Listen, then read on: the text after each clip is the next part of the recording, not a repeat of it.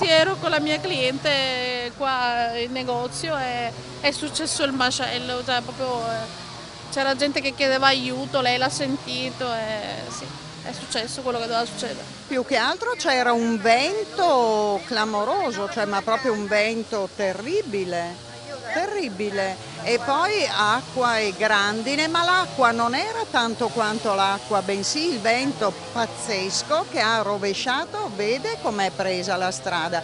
Cioè questi sono degli alberi veramente secolari, voglio dire, anche noi, io ero terrorizzata perché di fronte all'appartamento abbiamo un pino enorme, ma come sappiamo i pini hanno poche radici e infatti se viene a vedere lì c'è un disastro. Nel giro di 10 minuti il cielo ha portato avanti una nuvola bianca incredibile con sotto un colore di un celeste quasi fosforescente. Il vento è iniziato a soffiare e nel giro di 5 minuti non si vedeva più niente fuori.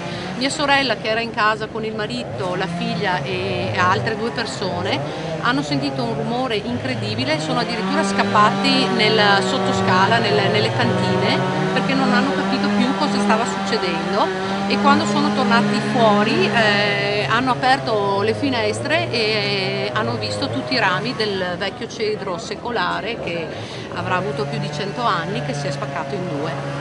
I danni sono molti, la terrazza, le macchine, tanti danni. Speriamo che la Regione riesca ad aiutare le famiglie che si ritrovano sempre di più in queste situazioni drammatiche da un momento all'altro. Grazie.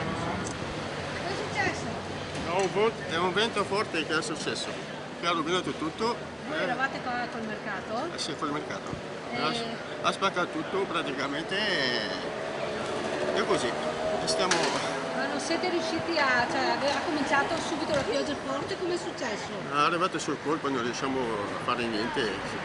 Noi che siamo stati anche pericolosi come persone. Al momento siamo riusciti anche a scappare solo per noi stessi perché ha cominciato a fare un vento che non riusciamo neanche noi a salvarsi. Quanti danni avrete avuto? La tenda? Cosa avete... Le tende, le banche, la Merce che è stata tutta bagnata praticamente. E c'è gente che hanno anche la Merce che è andata con l'acqua, è andata via praticamente, è andata con l'acqua. Quindi è stata una cosa improvvisa, non ha cominciato con una pioggia... No, è stata una cosa improvvisa che non la aspettiamo, nella nostra esperienza che di solito che arriva un vento che magari riesce a recuperarti, ma Niente, è stato un disastro, sì, purtroppo. Grazie. Ok, grazie, saluti.